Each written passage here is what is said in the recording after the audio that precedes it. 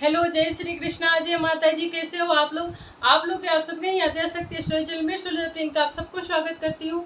और हम बात करते हैं, जब देवगुरु बृहस्पति उदय हो रहे हैं तो मीन राशि के ऊपर क्या इनका प्रभाव पड़ने वाला है।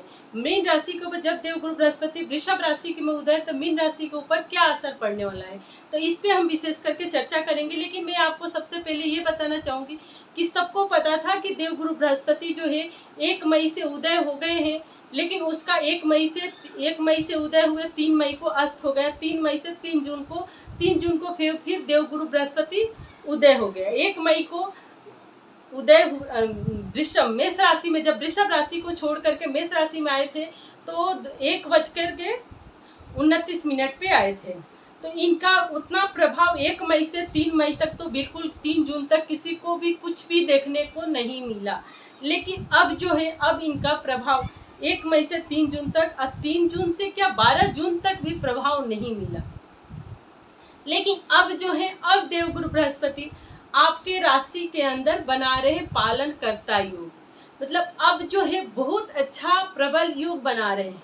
अब जो आप सोचते हो वो करोगे। तो देखिए, एक तो इनका ये प्रभाव रहा। फिर उसके बाद से देवगुरु बृहस्पति मार्गीय अवस्था में उदय हो रहे थे। जब मार्गीय अवस्था में जब भी कोई भी ग्रह उदय होते हैं तो उसका सर्वाधिक फल मिलता है। ज्योतिषों के हिसाब से, काफी ज्योतिषों के मत से, ज्योतिषों के हिसाब से कहा जाता है, जब कोई सा भी ग्रह मार्गीय अवस्था में उदय होते हैं तो उसका कलयुग में सर्वाधिक फल देने वाला होता है। तो देखिए, बहुत अच्छा फल है मार्गीय अवस्था में। 3 जून से 9 अक्टूबर तक देवगुरु बृहस्पति मार्गीय अवस्था में उदय रहेंगे। तो आपके मीन राशि का स्वामी, ऐसे सबको पता है कि मीन राशि के स्वामी भी देवगुरु हैं, गुरु बृहस्पति ही है। लेकिन जब देवगुरु बृहस्पति, देखिए देवगुरु बृहस्पति का प्रभाव क्या होता है, देवगुरु बृहस्पति का दृष्टि क्या होती है, पहले हमें जानकारी भी होना चाहिए। तो देखिए, जिस घर में जहाँ जहाँ देवगुरु बृहस्पति का दृष्टि पड़ता है, जैसे हमारे कुंडली में मंगल दोष आता है, पितृ दोष आता है, काल सर्प दोष, लेकिन जैसे देवगुरु बृहस्पति का जहाँ भी सप्तम हाउस पे दृष्टि पड़े और वहाँ मंगल दोष, तो मंगल दोष खत्म हो जाता है। तो देवगुरु बृहस्पति का जो दृष्टि होता है अमृत तुल्य होता है, अमृत के समान होता है। देवगुरु बृहस्पति के दृष्टि को आशीर्वाद भी कहा जाता है। तो जैसे आपके राशि से मतलब देखा जाए तो ये इनका आशीर्वाद, जिस भी घर में रहते हैं जिस स्थान पर रहते उस स्थान का तो वृद्धि नहीं करते, लेकिन अपने आगे वाले स्थान का भी वृद्धि करते हैं, अपने पीछे। अच्छा व्यक्ति जहाँ रहता है वहाँ अच्छाई फैलाता है, और वही बुरे लोग रहते हैं वहाँ कहीं ना कहीं बुराइयों को खींच ही लाएंगे। तो देवगुरु बृहस्पति वो गुरुदेव है, तो ये जहाँ रहते हैं वहाँ अच्छाई फैलाते हैं और अच्छा लाते हैं, हमारे जिंदगी में खुशियाँ लाते हैं। जिस पे भी, जिस राशि पे, जिस घर में इनकी दृष्टि पड़ती है उस घर का वृद्धि करते हैं। अब जैसे हम मान ले, देखिए जैसे शनि देव जी हैं, मंगल देव जी हैं, राहु देव जी, केतु देव जी, इनकी जिस घर में रहते हैं उस घर का तो वृद्धि करते हैं, लेकिन जहाँ इनकी दृष्टि पड़ती है वो दृष्टि शुभ नहीं होती है। तो देखिए, इनका दृष्टि संबंध ये रहा। लेकिन अब जैसे हम बात करते हैं इनके प्रभाव कौन कौन से राशियों के ऊपर, जैसे अभी वृषभ राशि में ये उदय हो रहे हैं, तो ये कौन कौन से राशियों के लिए अच्छा फल देने वाले हैं और कौन कौन राशियों के लिए मिला जुला फल है। तो जैसे अब देखा जाए तो कन्या राशि के लिए, वृश्चिक राशि के लिए, मकर राशि के लिए, मकर राशि में पंचम राशि में उदय हो रहे हैं, कन्या राशि में 9th भाव में उदय हो रहे हैं, वृश्चिक राशि में 7th भाव में हो रहे हैं, और वृषभ राशि के अंदर हो रहे हैं। तो कहीं ना कहीं देखिए, इन राशियों के लिए बहुत अच्छा समय है। लेकिन और सब राशि जो है उनके लिए भी बुरा नहीं है, मिला जुला फल है, लेकिन अच्छा फल है। अब जैसे आपके तो इनके ये गुरुदेव जी का जो फल है ये रहा। लेकिन अब जो देखिए, कहा जाता है अभी 3 जून तक भी कोई फल नहीं मिला, 12 जून भी उदय हो गए, मार्गीय अवस्था में उदय हुए। सभी ज्योतिषों का कहना है, सबका मत भी है, जो मार्गीय अवस्था में उदय होकर के सर्वाधिक फल देते, लेकिन क्यों नहीं दे रहे हैं।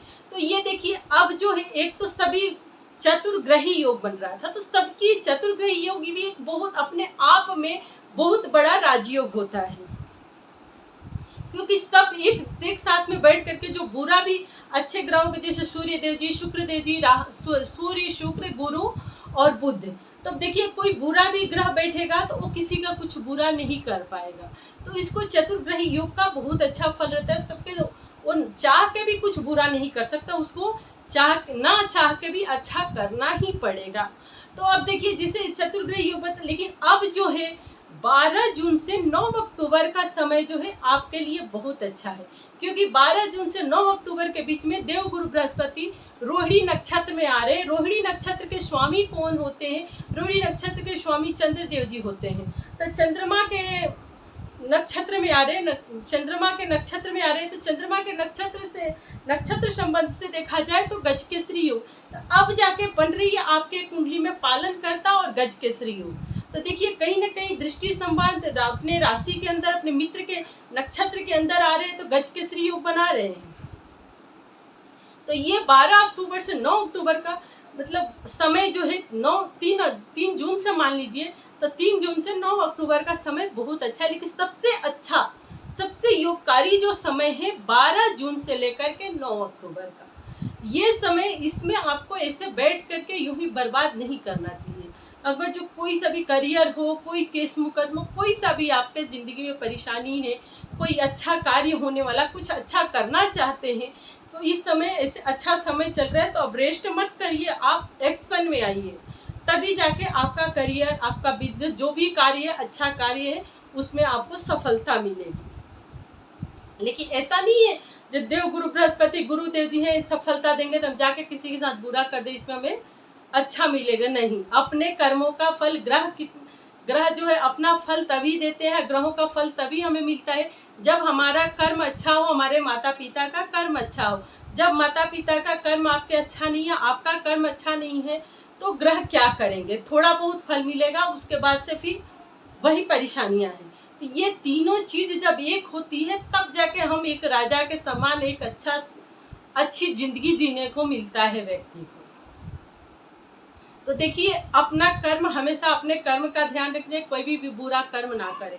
अब हम बात करते हैं अगर जो कौन से फील्ड में आप हैं तो आपको इसमें सफलता मिलेगी। देखिए एक मैनेजमेंट का हो, जुडियो संबंधित कोई में हो आप, या इंजीनियर हो, सॉफ्टवेयर इंजीनियर हो, सॉफ्टवेयर कंप्यूटर साइंस में है, इंटरनेट से संबंधित आपका कोई सा जॉब है, इंटरनेट से संबंधित कोई व्यापार है, पत्रकार है, राइटर है, लेखक है, संपादक है, टीचर है, प्रोफेसर है, कोई स्टेशनरी से संबंधित बिजनेस हो, या कोई एजुकेशन से संबंधित आपका कार्य हो, इस कार्य में आपको सफलता मिलेगी। आप सरकारी सलाहकार हैं, वकील हैं, जज हैं, किसी के अच्छा कार्य कर रहे हैं, इसमें आपको जरूर गुरुदेव जी का कृपा प्राप्त होगा। क्योंकि देखिए गुरुदेव का कृपा ऐसे ही नहीं मिलता है, अगर जो हम अच्छा कर्म करते हैं तभी हमें अच्छा फल मिलता है। अगर जो गुरुदेव की स्थिति अच्छा है, हमारा कर्म बुरा है, तो कोई फल नहीं मिलने वाला है। तो देखिए एक तो गुरुदेव जी का जो है इतना अच्छा, अगर जो आपका बिजनेस में जैसे मेडिसिन से संबंधित आयुर्वेदिक का कोई फार्मेसी हो, आयुर्वेद से कोई संबंधित बिजनेस हो, आपका कोई अन्य खाद्य पदार्थ के ग्रोसरीज का बिजनेस हो, कॉस्मेटिक का बिजनेस हो, ज्वेलरी का बिजनेस हो, ये सब बिजनेस, वस्त्र का बिजनेस हो, या कोई स्टर से जैसे एजुकेशन या पढ़ाई से संबंधित कोई बिजनेस हो, इन सब में आपको सफलता मिलेगी। अब हम बात करते हैं, जैसे अभी सबको पता है कि जैसे काफ़ी भी देश दुनिया में भी थोड़ी हलचल चल रही है, लेकिन अब थोड़ा सा कुछ समय के लिए 9 अक्टूबर के लिए थोड़ा स्थिरता बनी रहेगी। अब जैसे गुरुदेव जी वृषभ राशि में आपको क्या फल देंगे, तो वृषभ राशि में जो गुरुदेव जी होते हैं, तो वृषभ राशि में व्यक्ति को एक तो सद्भाव पे ले जाते हैं, दृढ़ निश्चय वाला, सही संकल्प और दृढ़ निश्चय वाला, जिस कार्य के लिए सब आपने सोचा वो कार्य करके रहेंगे। अगर जो जिससे किसी से कोई कार्य आपको निकलवाना है तो वो कार्य आप किसी भी हद तक जा करके अपना कार्य को निकाल के ही रहेंगे। सही सद्मार्ग पे चलना, सही सफलता के तरफ ले जाते हैं गुरुदेव जी। तो गुरुदेव जी का वृषभ राशि का फल मैंने आपको बता दिया। अब आपको कौन कौन सी बीमारी है उससे आपको जल्दी शीघ्रता से छुटकारा मिलेगी, कम इलाज में, या इस बीमारी को आपको ऐसा लगेगा कि इतने दिन से चक्कर काट रहे, चुटकी में अच्छा हुआ, इतने का इलाज करवाए, तो अब समय अच्छा आ गया। अगर जो मोटापा से संबंधित बीमारी हो, थायराइड से संबंधित बीमारी हो, टॉन्सिल से संबंधित हो, ज्वर से संबंधित हो, पेट से लीवर से संबंधित बीमारी हो, आपको इन सब को पुराना जख्म हो, इन सब चीज़ों से आपको बहुत जल्दी राहत छुटकारा मिलने वाली है। अब हम बात करते हैं मीन राशि में देव गुरु बृहस्पति किस राशि पे आपके, तो आपके मीन राशि से देखा जाए मीन राशि में चंद्र राशि के हिसाब से देखा जाए तो आपके लिए जो देवगुरु बृहस्पति कौन से घर में उदय हो रहे, तो तीसरे घर में उदय हो रहे हैं। तो तीसरे घर में उदय होने का मतलब आप समझ रहे हैं क्या फल होता है। एक तो तीसरे घर से पंचम दृष्टि जो है देवगुरु बृहस्पति का आपके सप्तम हाउस पे पड़ रही है। फिर सप्तम दृष्टि जो है देवगुरु बृहस्पति का आपके 9th हाउस पे पड़ रही है। फिर 9th दृष्टि जो है 11th हाउस पे पड़ रही है। तो कहीं ना कहीं देवगुरु बृहस्पति का दृष्टि जो है मीन राशि पे बहुत अच्छा पड़ रही है। तो देखिए, तो कहीं ना कहीं अब जैसे आप किसी चीज के लिए काफी आलस कर रहे थे, नहीं कर रहे, तो लेकिन अब जो है लग्न मतलब आपके ऊपर पड़ना, आपके राशि स्वामी गुरुदेव जी हैं और गुरुदेव जी उदय हो रहे हैं, मार्गी अवस्था में उदय। अब आपको अब जो है आलस कर रहे थे किसी भी जैसे ऐसे एक जगह बैठे हुए आलस कर रहे, बहाना कर रहे, अब जो है अब आप अपने प्रक्रम को अब जो एक्शन मोड में आओगे। तो आपका जो कार्य क्षेत्र बढ़ेगी, एक पराक्रम बढ़ेगी।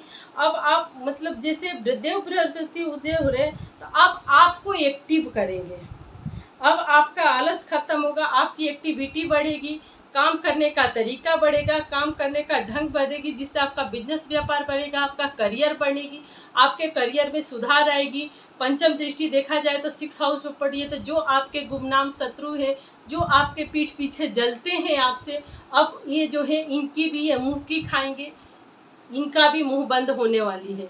कोई सा भी पुरानी बीमारी हो, इससे आपको छुटकारा मिलेगी। कोई पुराना केस मुकदमा हो, इससे आपको छुटकारा राहत मिलने वाला है। कोई पुरानी कर्ज है, कर्ज से छुटकारा मिलेगी। तो कहीं ना कहीं आप कोई गवर्नमेंट के लिए कोशिश कर रहे हैं, इसमें भी आपको सफल 6th हाउस से कभी कभी गवर्नमेंट जॉब का भी देखा है तो इसमें भी आपको सफलता मिलेगी। रोग ऋण रिपु, रोग से भी छुटकारा मिलेगा, ऋण से भी छुटकारा मिलेगा और आपके शत्रु से भी छुटकारा, कोई केस मुकदमा कुछ भी हो उससे भी आपको छुटकारा मिलेगी। 9th हाउस में देखा जाए तो 9th हाउस में आपको कहीं जाने आने का, कोई धार्मिक यात्रा है, कोई विदेश जाके पढ़ना चाहते हैं तो आपको विदेश जाके पढ़ने का भी योग, अच्छे चांसेस बनेंगे, जा सकते हैं। कोई आपका इस समय जो आपका भाग्य बहुत अच्छा साथ देगा। अब जैसे आपके आर्थिक स्थिति जो डगमगा गई है, पैसे बच नहीं पा रहे हैं, कुछ मतलब हालत काफ़ी हद तक आपका ख़राब हो रहा है, तो जो इन स्थितियों को जो है देवगुरु बृहस्पति बना रहे। क्योंकि देखिए, एक तो जो जिनकी लव लाइफ थी, लव लाइफ खराब हो गई तो उनकी लव लाइफ में सुधार आएगी। जिनकी विवाह नहीं हो रहा था उनकी भी, क्योंकि सप्तम दृष्टि जो है आपका सप्तम हाउस पे पड़ रही है। तो एक तो आपका बिजनेस बढ़ेगा, व्यापार बढ़ेगा, पार्टनरशिप का बिजनेस कर रहे हैं उसमें भी आपका ग्रोथ होगा। आपका कोई टॉक्सिक रिलेशनशिप में पड़े हुए उससे आपको छुटकारा मिलेगी। लव लाइफ में कोई दिक्कत हो रही थी, पेरेंट्स सपोर्ट नहीं कर रही थी तो पेरेंट्स सपोर्ट करेगी। जिनकी शादी नहीं हो रही थी उनकी शादी विवाह में सुधार आएगी। जिनकी दाम्पत्य जीवन में काफ़ी समय से परेशानियां चल रही थी, क्योंकि एक तो देखा जाए तो आपके लग्न में ही राहु केतु बैठे हुए, तो अब थोड़ी समय के लिए जो है 9 अक्टूबर तक की आपकी जो समय है आपके कुंडली में स्थिति जो बहुत अच्छा बन रही है। तो इसमें आपको काफ़ी हद तक सुधार मिलेगा और शादी विवाह का भी योग बन रहा है। बिजनेस व्यापार भी अच्छा रहेगा, करियर भी अच्छा रहेगा, किसी टॉक्सिक रिलेशनशिप से भी बचेंगे। अगर जो आप विदेश में रहना चाहते हो, वहाँ पे ग्रीन कार्ड वगैरह नहीं मिल रहे तो आपको ग्रीन कार्ड भी मिलेगी। आपको कहीं देश विदेश का यात्रा भी करने को मिलेगा। तो देवगुरु बृहस्पति मीन राशि के लिए भी इनका मिला जुला अच्छा फल है। अब जैसे आपका भाई बहन से रिलेशनशिप अच्छा रहेगा, छोटे भाई बहन से रिश्तों में सुधार आएगी, मित्रों से भी आपको सहयोग सपोर्ट मिलेगा। वीडियो आपको अच्छा लगे, लेकिन इन समय को इसको और बेहतर और अच्छा करने के लिए हमें क्या करना चाहिए। तो देखिए, पढ़ाई वाले विद्यार्थियों के लिए भी बहुत अच्छा समय है, लेकिन इसको और बेहतर बनाने के लिए क्या करना चाहिए। तो आप और बेहतर बनाने के लिए रोज़ 108 माला का जाप करिए, तुलसी की माला लीजिए और 108 बार बोलिए ओम नमो भगवते वासुदेवाय नमः का जाप करिए। इसमें जो आपके ज़िंदगी में रुकावट, परेशानी, जो करियर में अवरोध आ रहे हैं, इससे आपको अतिशीघ्र जल्दी से जल्दी छुटकारा मिलेगी। वीडियो अच्छा लगता है तो लाइक शेयर सब्सक्राइब करें। कमेंट बॉक्स में जय श्री कृष्ण, जय माता जी लिखना बिल्कुल ना भूलें। राधे राधे, जय श्री कृष्ण।